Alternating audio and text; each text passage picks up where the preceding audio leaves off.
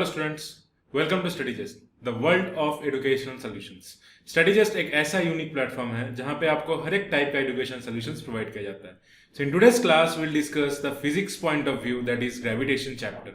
तो हम लोग को पता है ग्रेविटेशन क्या है। हम लोग बचपन से देखे जा रहे हैं कि कुछ कुछ तो फोर्स ऐसा है जो हम लोग को अर्थ से बाहर जाने में अलाउ नहीं करता है कि नहीं। हम लोग ऐसा अगर मान लीजिए हम लोग का जो वेट है या ऐसा कोई फोर्स तो है जो हम लोग को मजबूर करता है कि हम लोग अर्थ के ऊपर चले, हम लोग जो पृथ्वी है इससे बाहर ना जा पाए। तो इसे ये जो फोर्स है इसे हम लोग कहते हैं gravitation. So in this class, we'll discuss about some basic concepts of gravitation that is very important for your examination point of view and also for understanding the concept of physics. So let us start our class of gravitation today. Before starting our class, let me just remind you of the social media platform that we are having. You can subscribe to our YouTube channel, that is StudyJust Academy. You can like us on Facebook by writing StudyJust Academy. You can join our Telegram channel, that is StudyJust School, from 7 to 10. As you can see, the link is also provided over here. And this is how our Telegram channel looks like. तो ये join करने का आपका कुछ ये फायदा रहेगा कि हम लोग का जो स्टडी मटेरियल है ये आपको टेलीग्राम चैनल में प्रोवाइड किया जाएगा। हम लोग का जो लाइव क्लासेस का मॉड्यूल है ये भी आपको टेलीग्राम चैनल से आपको पता लग जाएगा। And most important is your doubts. If you have any doubts, you can raise your doubts on our Telegram channel. So do join our Telegram channel as soon as possible. And you can follow us on Instagram by writing StudyJust, and also you can join our WhatsApp community by this number. And for more information, log into our website, that is www.studyjust.in. As you can see, this is how our Android application looks like. You can download it from the Google Play Store in free of cost. You can access every kind of courses from this applications, whether it is competitive, whether it is your academic point of view. और ये app download करने के बाद आपको ऐसा दिखेगा। Make sure you download this app. And this is how our YouTube channel looks like. Make sure you subscribe it and press this bell icon so that if any free content get uploaded, you get notified about it as soon as possible. And this is how our Facebook page looks like. Make sure you like and share it among your friends so that they also get benefited from this unique channel of StudyJust. तो चलिए शुरू करते हैं हम लोग का जो class है हम लोग का ग्रेविटेशन के ऊपर। तो पहले बात तो है ग्रेविटी क्या है। फर्स्ट ऑफ ऑल ग्रेविटी क्या है। आपको मैग्नेट पता है? मैग्नेट में तो आप लोग मान लीजिए कोई भी आयरन या कोई एक छोटा सा मैग्नेट लेते हो, बार मैग्नेट तो पता ही है, आप स्पीकर के पीछे रहता है, बहुत जगह पे रहता है, यूजेस है मैग्नेट का। मैग्नेट तो आप लोग को मैं एकदम हमें 100% कह सकता हूँ, आप देखे होंगे। तो कहीं भी अगर आप मैग्नेट को लेके कोई भी एक आयरन पार्टिकल, मान लीजिए एक नेल, एक मतलब क्या हो सकता है, नेल हो सकता है या कोई भी आयरन, कोई आपका बॉक्स हो सकता है, तो उसके पास आप लेके जाएंगे तो वो अट्रैक्ट करेगा, है कि नहीं, वो उसके पास उसको खींचेगा। सिमिलरली इसी तरीके से हम लोग का जो अर्थ है या कोई भी ऑब्जेक्ट है, हम लोग खींचे चले जाते हैं उसके तरफ, या वो भी हम लोग को उसी फोर्स में खींचता है। तो एक दूसरे के बीच में, कोई भी दो ऑब्जेक्ट के बीच में अगर कोई अट्रैक्शन फोर्स काम कर रहा है दोनों के तरफ से, ये दोनों के तरफ में, मान लीजिए ऑब्जेक्ट ए ये है, ऑब्जेक्ट बी ये है, तो दोनों के बीच में अगर कोई भी एक आपका अट्रैक्शन फोर्स काम कर रहा है उसको हम लोग कहेंगे ग्रेविटी या ग्रेविटेशन। ये फिनोमेनन को हम लोग कहेंगे ग्रेविटेशन, और वो जो फोर्स है उसको कहेंगे gravity. It is one of the most basic force in the universe. हम लोग का ये जो ब्रह्मांड है, पूरा ब्रह्मांड का ये मोस्ट बेसिक फोर्स है, ठीक है, क्योंकि ये जो ग्रेविटी के वजह से ही हम लोग का अभी अर्थ में लाइफ पॉसिबल है। कैसे है हम लोग बताएंगे, मैं आपको आपके साथ डिस्कस करूंगा कैसे लाइफ प्रोसेस ये पॉसिबल है ग्रेविटी की वजह से। हम लोग का जो अभी देख रहे हैं आप लोग का सोलर सिस्टम, ये सूरज है, एक आपका स्पेसिफिक लोकेशन में मार्स है, स्पेसिफिक लोकेशन में अर्थ है, मून है, तो ये सब पॉसिबल हो रहा है क्यों? ग्रेविटी के कारण। अगर ग्रेविटी नहीं रहता, सोलर सिस्टम नहीं रहता, अर्थ में लाइफ नहीं रहता, हम लोग अभी बैठ के बात नहीं कर रहे होते, है कि नहीं। तो this is one of the most basic force in the universe. It plays a fundamental role not only in the structure of our solar system but also the way object behaves on Earth. तो हम लोग का जो अर्थ के ऊपर, जैसे कि मान लीजिए हम लोग जैसे कि अर्थ के ऊपर चल रहा है, कोई स्लीपरी ऑब्जेक्ट है, हम लोग फिसल जाते हैं, तो कोई भी टाइप का मतलब ऑब्जेक्ट जो बिहेव करते हैं अर्थ के ऊपर या पूरा यूनिवर्स में, वो फंडामेंटल रोल कौन प्ले करता है? मेन रोल प्ले करता है आपका ग्रेविटी. ठीक है, तो हम लोग आज जानेंगे क्या क्या जानेंगे। हम लोग देखेंगे वेट, इस चैप्टर में देखेंगे वेट, फ्री फॉल, बैलिस्टिक, ये सब एप्लीकेशन है। पहले तो हम लोग जानेंगे कि ग्रेविटी क्या है, लॉ ऑफ ग्रेविटेशन क्या है, उसके बाद ये सब देखेंगे कि हाँ, और हम लोग देखेंगे कि डेली जो एक्सपीरियंस हम लोग करते हैं, हम लोग ग्रांटेड ले लेते हैं, हम लोग को पता नहीं लगता कि कैसे, जैसे कि एक अमरूद गिरता है पेड़ से या आम गिरता है पेड़ से, तो कैसे वो हो रहा है, हम लोग ऐसे देखते हैं अच्छा गिर रहा है, तो हम लोग को उसका वो ग्रांटेड ले लेते हैं। तो वो फेनोमेनन, ये सब फेनोमेनन हम लोग जानेंगे इस चैप्टर में, ठीक है। Let us continue our chapter. So every object in the universe attract each other object. मैं अभी बता रहा था दो ऑब्जेक्ट है, एक मान लीजिए ऑब्जेक्ट ए, ऑब्जेक्ट बी, तो दोनों के बीच में जो अट्रैक्शन है तो इसे कहा जाता है ग्रेविटी। तो each and every object in the universe, हम लोग के जो ब्रह्मांड में, ये हो सकता है छोटा सा कोई पत्थर, छोटा एस्टेरॉयड, या बड़ा प्लैनेट, या बड़ा स्टार, ठीक है, तो वो हमेशा क्या करेगा, एक दूसरे को अपने तरफ अट्रैक्ट करेगा, ठीक है। तो इसे, ये एक फंडामेंटल फिनोमिनन हो गया ग्रेविटी का। When we drop an object it falls towards the earth. Earth के केस में भी सेम हो रहा है, अर्थ मतलब क्या हो रहा है, अपने तरफ ये खींच रहा है। तो ये जो है, when we drop an object it falls towards the earth, तो हम लोग कोई भी ऑब्जेक्ट गिरा दे रहा है, मान लीजिए पेन है, इसको मैं भी गिरा दूंगा तो ये अर्थ तुरंत खींच लेगा। तो ये भी एक, मतलब अर्थ भी एक ऑब्जेक्ट है, पेन भी एक ऑब्जेक्ट है, तो ये भी एक यूनिवर्स का पार्ट है। ये पेन यूनिवर्स से बाहर थोड़ी ना है, अर्थ यूनिवर्स से बाहर थोड़ी ना है, नहीं है ना। तो ये अपने दोनों को बीच में वो अपना अट्रैक्शन फोर्स वो अपना वो डेवलप करेगा, ठीक है। तो this means that earth attracts the various object towards its centre. मतलब क्या है, ये मान लेते हैं अगर अर्थ है, ये मान लेते हैं अर्थ का जो ये सेंटर है, तो यहां पे कोई ऑब्जेक्ट ऐसे ड्रॉप करा रहे हैं तो ये क्या करेगा, सेंटर के तरफ खींचेगा। यहां से ड्रॉप करेंगे तो ये सेंटर के तरफ खींचेगा, यहां से ड्रॉप करेंगे तो सेंटर के तरफ खींचेगा। तो यहां से हम लोग कह सकता है, क्या हम लोग ये कह सकते हैं कि अर्थ attracts various object towards its centre. Understood? Newton said that it is not only Earth which attracts other object. In fact, every object attracts every other object. मतलब कोई भी एक ऑब्जेक्ट दूसरे ऑब्जेक्ट को अट्रैक्ट करता है। जैसे कि आपका गर्लफ्रेंड बॉयफ्रेंड है कि नहीं, लव में होता है ना, लव का चक्कर, ये सब अट्रैक्शन होता है। ऐसे हर एक ऑब्जेक्ट के बीच में प्यार है, अपने आप को खींचता है, ये दूसरे में ए ऑब्जेक्ट बी को खींचता है, बी ऑब्जेक्ट ए को खींचता है। कुछ नहीं, प्यार है, ग्रेविटेशन, कुछ नहीं, ये बस प्यार है, ठीक है। तो so according to the Newton, every object in this universe attracts each other object with a certain force. This force with which two objects attract each other is called gravitational force, और short में हम लोग बोलते हैं gravity. Understood? तो ये जो force जो दोनों के बीच में कोई भी ऑब्जेक्ट आपस में वो खींचे जा रहा है, अपने आप का नजदीक में वो आ रहा है, तो उसको कहा जाता है ग्रेविटी या ग्रेविटेशनल फोर्स। तो gravitational force between two object acts even if two objects are not connected by any means. बहुत ही इंपॉर्टेंट चीज है। अभी जो मैं अभी पेन जो ये ड्रॉप करा रहा हूं, नीचे गिर रहा है पेन, अर्थ के ऊपर गिर रहा है, इसके लिए मुझे क्या कोई माध्यम का जरूरत है?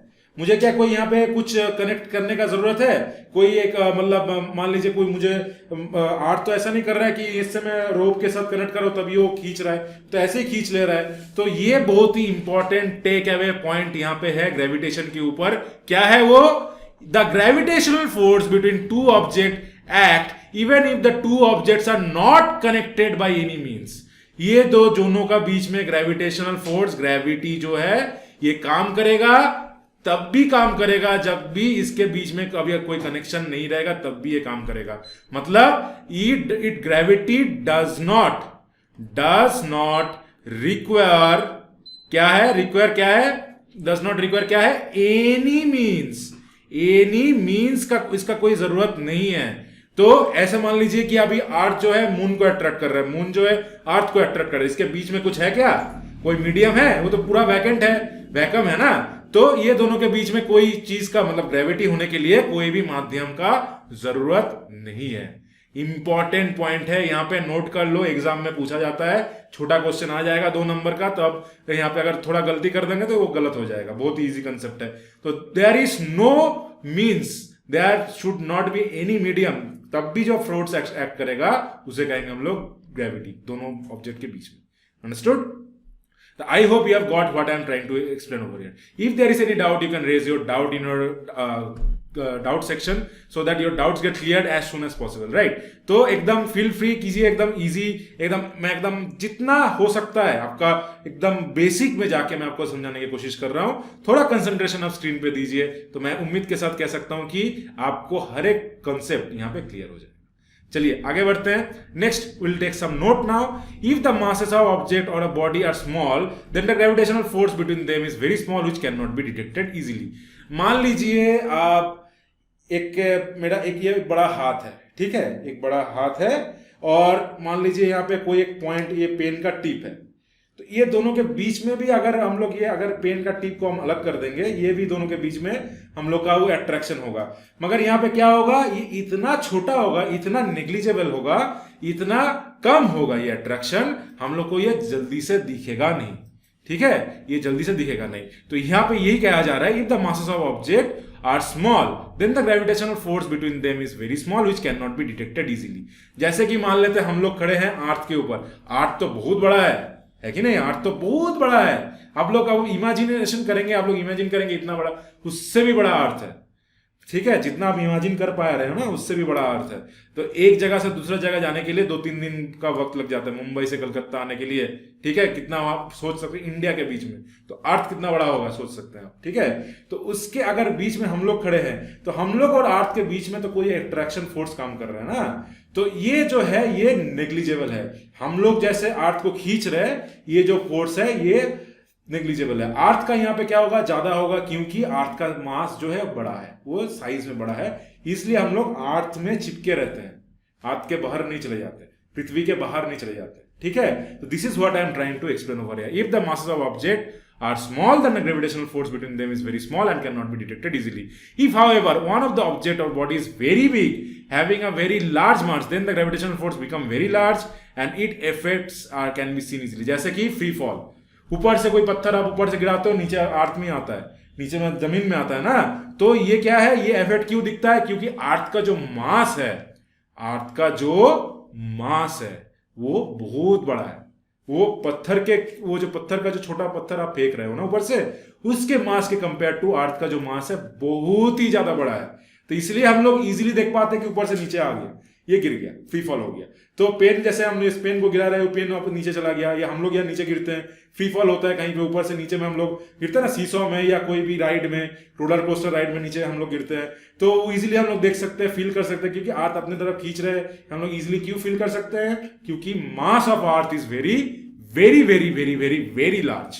तो इसलिए हम लोग यहाँ पे बोल सकते हैं क्या, कि अगर कोई भी ऑब्जेक्ट का मास कम है, उसका वो जो फोर्स है वो हम लोग डिटेक्ट इजीली नहीं कर पाएंगे, मगर अगर वो मास जो है ऑब्जेक्ट का बहुत ही बड़ा है, तो हम लोग वो इजीली डिटेक्ट कर पाएंगे। So this is the giveaway point what I am trying to discuss over here. So gravitational force or gravity is always the force of attraction between two objects or two bodies. जैसे कि यहाँ पे ये है आपका moon, यहाँ पे ये है आपका अर्थ, ये दोनों के बीच में भी आपका कोई अट्रैक्शन फोर्स काम कर रहा है, ठीक है, ये दोनों के बीच में भी आपका अट्रैक्शन फोर्स काम कर रहा है। मगर यहाँ पे अर्थ का जो मास है वो बहुत बड़ा है, मून का क्या है, बड़ा भी है, मगर उतना हम लोग के, जैसे हम लोग अर्थ के ऊपर जो अर्थली बीइंग है उसके कंपेयर टू बहुत बड़ा है मून का। तो यहाँ पे ये एक स्पेसिफिक पोजीशन में अर्थ को ये रिवॉल्व कर रहा है, अर्थ के चारों तरफ ये घूम रहा है। क्यों ये बाहर नहीं जा रहा है, क्योंकि ये दोनों के बीच में जो ग्रेविटी है इसको अलाउ नहीं कर रहा है, इसको अलाउ नहीं कर रहा है कि ये अर्थ जो मून है वो बाहर चला जाए। तो एक स्पेसिफिक पाथ में ये इसको रिवॉल्व कर रहा है ग्रेविटी के कारण।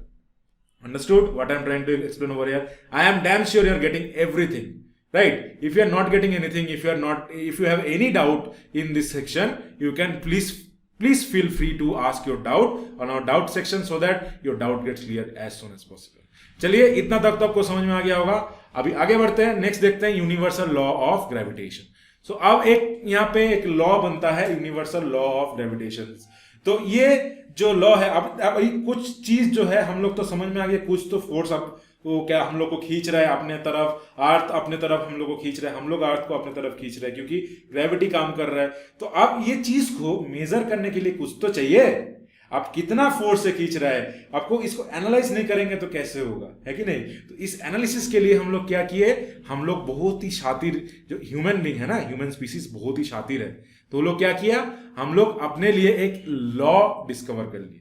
ये हम लोग क्या किए, उसको एनालाइज करने के लिए, ग्रेविटी को एनालाइज करने के लिए लॉ डिस्कवर कर लिया, जिसको हम लोग कहते हैं universal law of gravitation.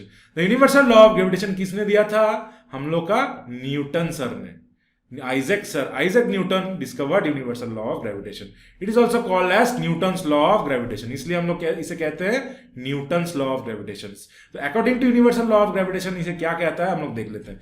Everybody in the universe attracts every other body with a force which is directly proportional to the product of their masses and inversely proportional to the square of the distance between them।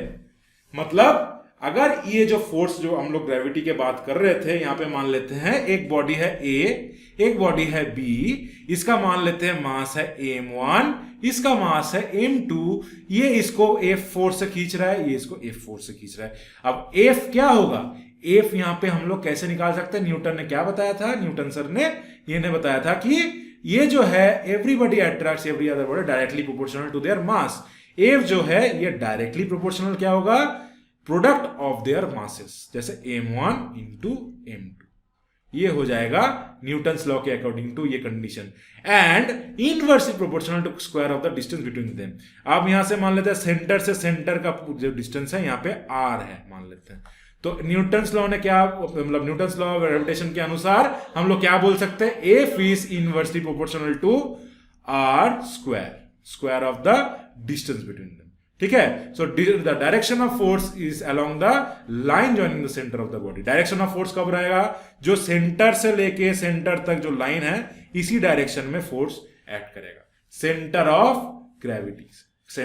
Gravity का direction में, या centre of जो दो body का जो बीच में अगर जो मास का कंसंट्रेशन है, सेंटर ऑफ मास बोलते हैं हम लोग, वो जानेंगे क्या है आगे।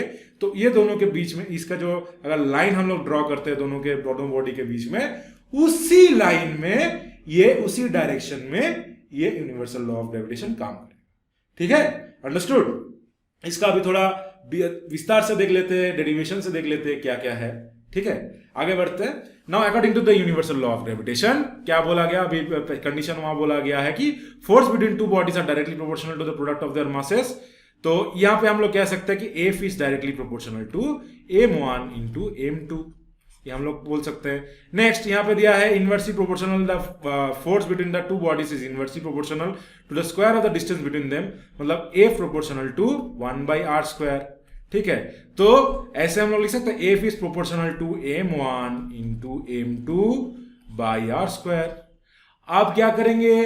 आप प्रोपोर्शनलिटी साइन को हटाना है। हम लोग प्रोपोर्शनलिटी साइन को हटाने तो क्या करते हैं? हम लोग कांस्टेंट लेते हैं। अगर इसको इक्वल बनाते हैं तो एक कांस्टेंट लेते हैं। तो यहां पर भी हम लोग एक कांस्टेंट ले लेंगे, F equal to some constant into m1 into m2 by r²। इसी जो कांस्टेंट है इसको हम लोग कहते हैं ग्रेविटेशनल कांस्टेंट। ग्रेविटेशनल क्या है? Gravitational constant. इसको हम लोग कैसे रिप्रेजेंट करते हैं? कैपिटल G से। किससे रिप्रेजेंट करते हैं? कैपिटल G से। ठीक है, तो यहां पे हम लोग क्या फॉर्मूला क्या बन जाता है? F equal to G into m1 m2 by r²। तो यहां पे मान लेते हैं m1 m2 लिए थे, अगर ये हम लोग लेते हैं कैपिटल M, तो ये बन जाएगा G इंटू कैपिटल M, बड़ा M के लिए, बड़ा मास बड़ा छोटा के लिए, क्या M इंटू स्मॉल m छोटा मास के लिए, इंटू r²। तो ये आपका बन जाएगा ग्रेविटेशनल, मतलब यहां पे ग्रेविटेशनल फोर्स का ये आपका फॉर्मूला बन जाएगा। F equal to G m1 m2 by r², या G capital M small m by r²। ठीक है, तो this is how we calculate the force of gravity between two bodies. Now अब यहां पे हम लोग क्या एक टर्म उठ के आया है, क्या?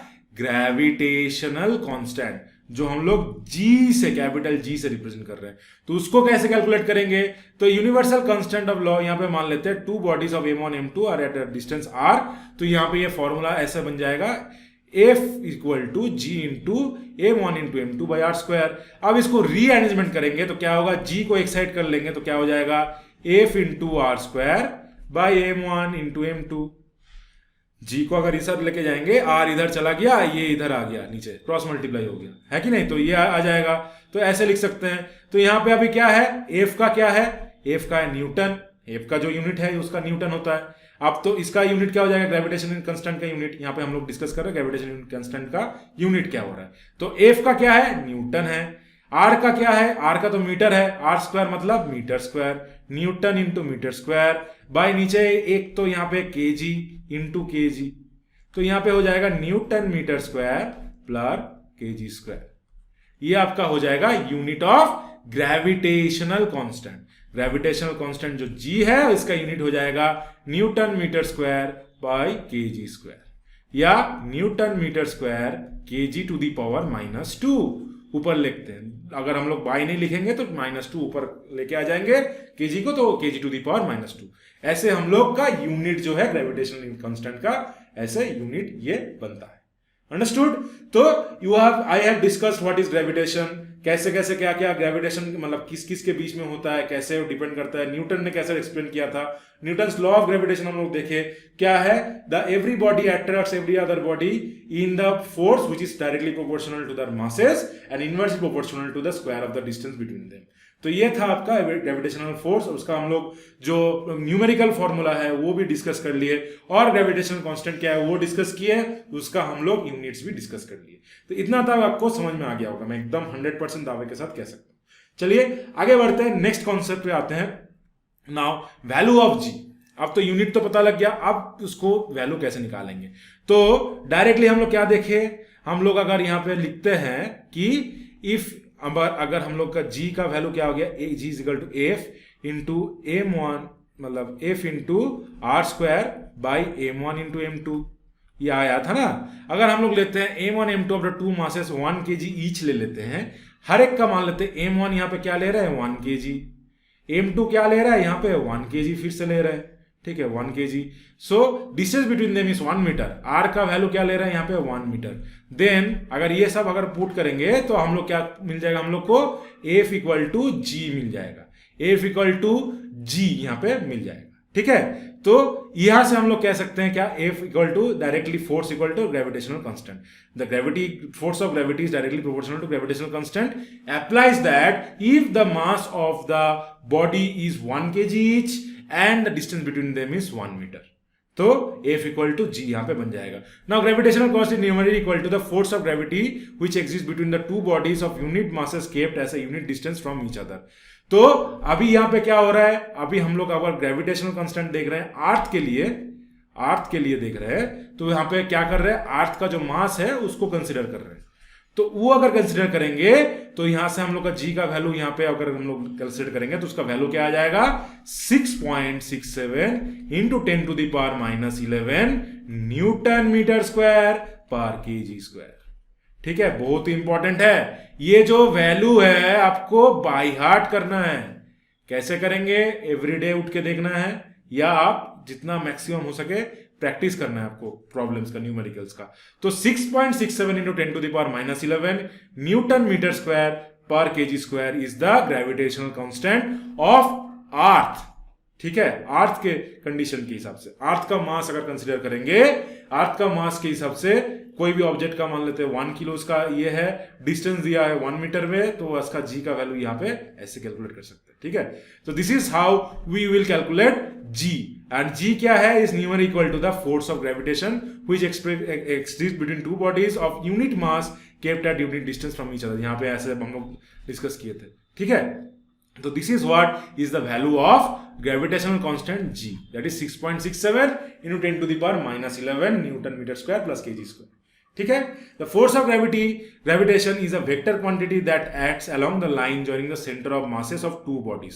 तो मान लेते हैं यहाँ पे बॉडी ए है या बॉडी बी है, इसका सेंटर मान लेते हैं। मैं यहाँ पे थोड़ा कलर चेंज कर लेता हूं ताकि आपको समझ में आ जाए इजीली। यहाँ पे ये मान लेते हैं सेंटर है, ये मान लेते इसका सेंटर है। तो ये क्या है, ये इसका स्पेसिफिक एक डायरेक्शन है, इसको इस तरफ खींचेगा, इसको इस तरफ खींचेगा। तो force of gravity is a vector quantity, it acts along the line joining the centre of masses of two bodies. तो ये क्या है, ये टोटल मास का कंसंट्रेशन, ये सेंटर है मास का, ये टोटल बी जो बॉडी है उसका मास का कंसंट्रेशन ये है सेंटर। तो सेंटर ऑफ मास कहते हैं इसको, सेंटर ऑफ मास मतलब क्या है, मास मतलब क्या है, हम लोग जो टोटल जो बॉडी का जो आपका क्वांटिटी है, मास बोलते हैं ना हिंदी में कि आपका मांस लेने जा रहे हैं कोई, आप खाते हैं गोश्त या मास ऑफ अ बॉडी, कोई एक मान लीजिए गोट या कुछ किसी चीज का चिकन खाते हैं उसका मास रहता है ना, मांस खाते हैं ना, तो हर एक बॉडी का उसका मास रहता है। इसी तरह आप रिलेट कर पाएंगे, mass nothing but the quantity of the body, volume of the body, right. तो उसका अगर मास एक जगह पे केंद्रित हो सकता है, अगर हम लोग बोल सकते हैं कि एक ही जगह पे वो कंसंट्रेटेड है, उसको उसी पॉइंट को हम लोग कहेंगे सेंटर ऑफ मास। ये जरूरी नहीं है ये बीच में हो, ये जरूरी नहीं है कि सेंटर ऑफ मास आपका जो बॉडी है उसका बीच में ही होना चाहिए। ये अगर बॉडी इस सिमेट्रिकल है, जैसे कि ऊपर पे मान लीजिए ऐसा है, नीचे में मान लीजिए इतना बड़ा है, ठीक है, इसका मास यहां पे रहेगा, सेंटर में नहीं रहेगा। तो ये जरूरी नहीं है कि ये बीच में ही रहे। तो सेंटर ऑफ मास क्या है? Total mass of the body, जहां पे आपका कंसंट्रेशन है वो एक पॉइंट में, बिंदु में वो कंसंट्रेटेड है, वो हम लोग हाइपोथेटिकल की टर्म पे एज्यूम कर रहे हैं कि वहां पे वो कंसंट्रेटेड है। वो रियली में कि वो उसी जगह पे कंसंट्रेटेड है, ये तो है नहीं ना, मास तो वेल डिस्ट्रीब्यूटेड है। मगर कैलकुलेशन इजी करने के लिए हम लोग मैथमेटिकल कैलकुलेशन जो है उसको सिंपल, मैथमेटिकल कैलकुलेशन का यूजेस क्या है, क्या यूजेस है, वो हम लोग का लाइफ इजी करने के लिए, ना कि उसको जटिल करने के लिए, है कि नहीं। वो तो कॉम्प्लिकेट करने के लिए तो है नहीं, तो उसको इजी करने के लिए है। तो अगर हम लोग टोटल मास देने जाएंगे, हर एक पॉइंट में वो कैलकुलेट करेंगे, वो पॉसिबल है क्या? वो तो कॉम्प्लिकेटेड हो जाएगा। तो हम लोग क्या करेंगे, बॉडी का एक मैक्स, एक टोटल एक पॉइंट ले लेंगे जहां पे हम लोग मान लेंगे क्या, कि सेंटर ऑफ मास वहां पे कंसंट्रेटेड है, तो इसे कहा जाता है सेंटर ऑफ मास। तो ये एक हाइपोथेटिकल पॉइंट है जिसको हम लोग कहते हैं सेंटर ऑफ मास। तो ये जो लाइन है, अगर दोनों बॉडी का सेंटर ऑफ मास अगर एक लाइन से हम लोग जोड़ते हैं, ये इसी लाइन के तरफ ये दो बॉडी आपस में वो ग्रेविटेशनल फोर्स एक्ट करती है, तो इसलिए हम लोग ग्रेविटेशनल फोर्स को क्या कहेंगे, वेक्टर क्वांटिटी, वेक्टर क्वांटिटी, ठीक है। क्यों? वेक्टर क्वांटिटी का डेफिनेशन क्या है? Specific magnitude and direction. Specific magnitude भी है, डायरेक्शन भी है, तो ये वेक्टर क्वांटिटी हो गया। क्या है? ग्रेविटेशनल कांस्टेंट, जो ग्रेविटेशन है, ये आपका फोर्स जो है, gravitational force is a vector quantity, ठीक है, वेक्टर वेक्टर क्वांटिटी, ठीक है। तो this is how we will find out the value of gravitational constant. Understood? I hope you have got everything what I am discussing till now, right? So, और एक concept है यहाँ पे, gravitational force between the object of small and big size. अब जो है, जो बड़ा और छोटा ऑब्जेक्ट के बीच में क्या होता है, मैं बोला था क्या, जो बड़ा ऑब्जेक्ट है उसका जो फोर्स है वो दिखेगा, छोटा फोर्स का जो है वो नेग्लिजिबल हो जाएगा, नहीं दिखेगा। तो through the various object in this earth attracts one another constantly, they do not cause any motion due to gravitational force of attraction between them is very small. जैसे कि मैं बैठा हूं इसी अभी एक आपका कैमरे के सामने, कैमरा भी मुझे खींच रहा है, मैं भी कैमरे को खींच रहा हूं, मगर ये जो है नेग्लिजिबल है कंपेयर टू क्या, कंपेयर टू अर्थ। अर्थ का जो ग्रेविटेशन है, वो जो अर्थ अपने तरफ भी कैमरा को खींच रहा है और मुझे जो खींच रहा है, ये इतना ज्यादा है कि मेरा और कैमरे के बीच में जो अट्रैक्शन है ये कम पड़ जा रहा है, छोटा हो जा रहा है, मैग्नीट्यूड है वो नेग्लिजिबल हो जा रहा है कि नहीं। तो this is what is given over here. Though the various object of this earth attract one another constantly, they do not cause any motion because gravitational force of attraction between them is very small, ठीक है। When both the objects और bodies are very big, having very large masses, then the gravitational force of attraction become extremely large. For example, sun, the earth and the moon. तो ये जो सन है, ये मान लेते हैं सन है, ये अर्थ है और यहाँ पे ये मून है। तो ये एक स्पेसिफिक पोजीशन में अर्थ इसको घूम रहा है और ये एक स्पेसिफिक पोजीशन में अर्थ को मून घूम रहा है। तो ये जो फेनोमिनन ये पॉसिबल हो रहा है, क्यों? क्योंकि यहाँ पे जो है अर्थ, ये जो ऑब्जेक्ट है ये बड़ा है, बहुत ही बड़ा है, ये वो दिख रहा है, ये हकीकत में दिख रहा है, इसलिए सोलर सिस्टम पॉसिबल है। सोलर सिस्टम जो है, ये जो हम लोग का जो प्लैनेटरी सिस्टम है, ये पॉसिबल हो रहा है क्योंकि इसका जो मास है इतना बड़ा है, वो दिख रहा है, वो नेग्लिजिबल नहीं हो रहा है। क्यों हम लोग का जो ये ग्रेविटेशनल फोर्स है, ये क्यों नेग्लिजिबल हो रहा है? क्योंकि अर्थ के ऊपर हम लोग बहुत छोटे हैं, हम लोग का जो मास है compare to earth mass is nothing, is just nothing. But sun के कंपेयर टू अर्थ का जो मास है, वो अर्थ भी बड़ा है, सन बहुत बड़ा है, अर्थ थोड़ा बहुत है, वो एकदम नेग्लिजिबल नहीं कह सकते, इसलिए सोलर सिस्टम पॉसिबल हो रहा है। एक आपका पर्टिकुलर लोकेशन में ये रिवॉल्व कर रहा है और जो मून है वो भी अर्थ के चारों तरफ रिवॉल्व कर रहा है, क्योंकि उसका जो मून का जो मास है अर्थ के कंपेयर टू एकदम नेग्लिजिबल नहीं है, एकदम छोटा नहीं है, वो एंगुलम मिनिमाइज हम लोग नहीं कर सकते, ठीक है। तो इसीलिए हम लोग का जो प्लानिटरी सिस्टम है सोलर सिस्टम में पॉसिबल हो रहा है, क्योंकि बड़ा मास है वो दिखेगा, सिंपल बात है, बड़ा मास है उसका जो ग्रेविटी इफेक्ट है दिखेगा। जैसे हम लोग बैठे हुए हैं, अभी मैं चेयर पे बैठा हुआ हूँ, कैमरा यहाँ पे स्टेबल है, अर्थ के ऊपर रखा हुआ है, जमीन के ऊपर रखा हुआ है, तो this is because of the mass of the earth दिख रहा है। हम लोग एक दूसरे की तरफ, जो कैमरा है मेरे तरफ या मैं कैमरे की तरफ अट्रैक्ट नहीं हो रहा हूँ, क्योंकि हम लोग का जो मासेस है compare to earth is negligible, हम लोग का जो फोर्स ऑफ अट्रैक्शन है वो भी नेग्लिजिबल है। सीधी बात है ना, F equal to G m1 m2। अब m1 m2 अगर नेग्लिजिबल होगा फोर्स भी कम हो जाएगा, m1 m2 अगर नेग्लिजिबल होगा फोर्स भी कम हो जाएगा, है कि नहीं, तो नहीं दिखेगा effect. This is what is the gravitational force between object of small size and big size. Understood? Now let us see some examples, let us see some application that you can expect in your examination. Calculate, the question दिया है, calculate the force of gravity due to earth of a ball of 1 kg mass lying on the ground. Mass of the earth is 10 to the power 6 into 10 to the power 24 kilo. Radius of the earth क्या है? Radius of earth क्या कितना है? 6.4 into 10 to the power 6 metre, kilometre. 6.4 into 10 to the power 6 kilometre. G दिया हुआ है 6.7 into 10 to the power -11 Newton metre square पर KG square, ठीक है। तो यहां से आपको बोला गया है क्या निकालना है? Calculate the force of gravitation due to earth on the ball, ठीक है। तो अभी यहां पे क्या करेंगे हम लोग, गिवन डेटा है, गिवन डेटा हम लोग लिख लेंगे। क्या है आपको जो दिया हुआ है, मास ऑफ द बॉल, ऐसे लिखेंगे, मास ऑफ द बॉल क्या है? 1 kilo. Mass of the earth क्या है, कितना है? 6 into 10 to the power 24 kg, ऐसे दिया हुआ। तो ऐसे लिख लेना है, एग्जामिनेशन पॉइंट में ऐसे लिख लेना है। Radius of earth, radius of earth जितना ऐसा लिखना है।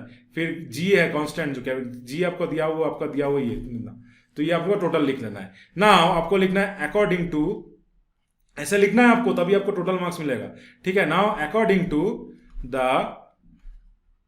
यूनिवर्सल लॉ ऑफ ग्रेविटेशन, क्या है? यूनिवर्सल लॉ ऑफ ग्रेविटेशन के अनुसार क्या हो रहा है? The F equal to, F क्या है? G m1 m2 by R square, G m1 m2 by R square. तो जी क्या है? 6.7 इंटू 10 टू द पावर -11। अभी यूनिट को इग्नोर कर रहे हैं। मास कितना दिया है बॉल का, मान लेते हैं 1। मास कितना दिया अर्थ का? 6 into 6.4, sorry 6.4 into 10 to the power, और 6.4 नहीं, 6 इंटू 10 टू द पावर 24। ये 6.4 नहीं, 6 into 10 to the power 24, 6 into 10 to the power 24, 10 to the power 24। ये तो आपका डिस्टेंस था, ये 6 इंटू 10 टू द पावर 24 ये है, ठीक है। 6 into 10 to the power 24, 10 to the power 24 ये आपका मास है। और कितना दिया है? डिस्टेंस, डिस्टेंस क्या है? वो रेडियस है। रेडियस मतलब हम लोग का जो अर्थ के ऊपर वो रेडियस ही होगा ना, सेंटर से, ये अर्थ है, ये सरफेस पे हम लोग बैठे हैं, ठीक है। ये सेंटर से जो ये रेडियस है, यही तो डिस्टेंस होगा ना। तो कितना है डिस्टेंस? इसका स्क्वायर कितना है? 6.4 इंटू 10 टू द पावर 6 का होल स्क्वायर। तो इतना करेंगे, इसके ऊपर अभी अब हम लोग कैलकुलेट करेंगे, तो ये कट के कितना बन जाएगा? 9.8 न्यूटन। 9.8 आपका न्यूटन बन जाएगा। करके देखिएगा, ये आंसर आएगा 9.8। तो 9.8 newton will be the force of gravity due to earth on a ball of 1 kg lying on the ground. ये आपको लेना है कि आपका अगर डायरेक्टली अगर दिया, आप कहीं पे अगर दिया है, अगर जी आपका फोर्स डायरेक्टली फोर्स ऑफ ये अगर दिया है, तो हम लोग एज्यूम कर लेते हैं 9.8 न्यूटन ही होता है। अर्थ के ऊपर 9.8 न्यूटन आपका ये होता है, ठीक है। तो this is how will calculate the force of gravity due to earth on the ball of 1 kg lying on the ground. Ground के ऊपर वो लाई कर रहा है, ठीक है। तो this is how will calculate. तो नेक्स्ट क्वेश्चन पे आ जाते हैं। नेक्स्ट प्रॉब्लम क्या है? यहाँ पे दिया है the mass of earth is 6 into 10 to the power 24। तो यहाँ पे फिर से लिखेंगे गिवन डेटा। गिवन डेटा क्या है? मास ऑफ अर्थ, मास ऑफ अर्थ कितना है? 6 into 10 to the power 24 kg। Moon का क्या है? मास ऑफ द मून दिया है, मास ऑफ मून दिया है, कितना होगा? 7.4 into 10 to the power 22 kg। Distance between the earth and moon कितना दिया है? Distance between earth and moon कितना दिया है? 3.84 इंटू 10⁵ किलोमीटर। तो आप क्या पूछा है, find the force exerted by the earth on moon. G यहाँ पे हम लोग को मान लेंगे क्या, 6.7 × 10⁻11 न्यूटन मीटर स्क्वायर पर केजी स्क्वायर। अब यहाँ पे पूछा गया है, मैं एक बार पेन का कलर चेंज कर लेता हूँ तो आपको इजीली समझ में आएगा। Now according to universal law of gravitation, ULG हम लोग डायरेक्टली लिख ले रहे हैं, यूनिवर्सल लॉ ऑफ ग्रेविटेशन को शॉर्ट फॉर्म में आपको टोटल लिखना है एग्जामिनेशन में, यूनिवर्सल लॉ ऑफ ग्रेविटेशन ऐसा लिखना है, ठीक है। तो इसके अनुसार क्या है, F equal to G m1 m2 by R square, ये है ना।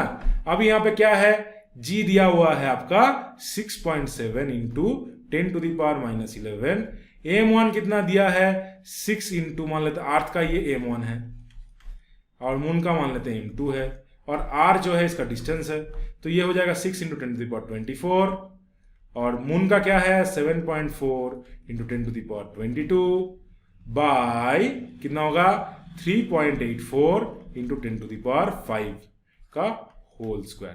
तो this is how we will get everything from the, मतलब यहां से हम लोग डेटा के अनुसार हम लोग एग्जामिनेशन में ये पुट कर दिए फॉर्मूला के ऊपर। अब यहां से हम लोग कैलकुलेट आउट करेंगे तो आपका डायरेक्टली आंसर बन जाएगा 2.01 इंटू 10⁻20 न्यूटन। तो डायरेक्टली यहां से हम लोग कैलकुलेट करेंगे तो आपका वैल्यू आ जाएगा 2.01 10⁻20 न्यूटन। कैसे आ रहा है यहाँ पे देख सकते हैं, 24 ये कट जाएगा, माइनस यहाँ पे 1/10⁻11 है, ये कट जाएगा, ये आपका 11 रह जाएगा, 24 रह जाएगा, ये 5 + 5 10 हो जाएगा, फिर कट जाएगा तो 20 बचेगा, और आप कैंसिल आउट करेंगे यहाँ पे तो ये आपका हो जाएगा 2.01। ये आप करके देख लेना, इजी है, कुछ ज्यादा कुछ नहीं है, आप इजीली कर सकते हैं। तो this is how we can calculate the force exerted by earth on the moon if the distance between the earth and moon is given there, specific जो डिस्टेंस है ये अगर दिया हुआ है तो अगर ऐसे हम लोग का आंसर बन जाएगा 2.01 10⁻20 न्यूटन। This is how we will calculate this kind of question in examination point of view. Understood? कोई भी डाउट है आप पूछ सकते हैं, कंसेप्ट यहाँ पे इंपॉर्टेंट है, कहाँ पे क्या वैल्यू लेना है, कैलकुलेट तो आप इजीली कर सकते हैं, कहाँ पे क्या वैल्यू पुट करना है वो इंपॉर्टेंट है। I hope you have got everything in today's class. Still, if any doubt is there, you can ask me on your doubt section so that your doubt gets resolved as soon as possible. I hope you have liked the session. If you have liked the session, make sure you like, share and subscribe. Also, share it among with your friends so that they also get benefited from these classes of StudyGest. And I hope you have liked the session, and we'll meet you in the next class with some more concept of physics. Till then, take care and goodbye.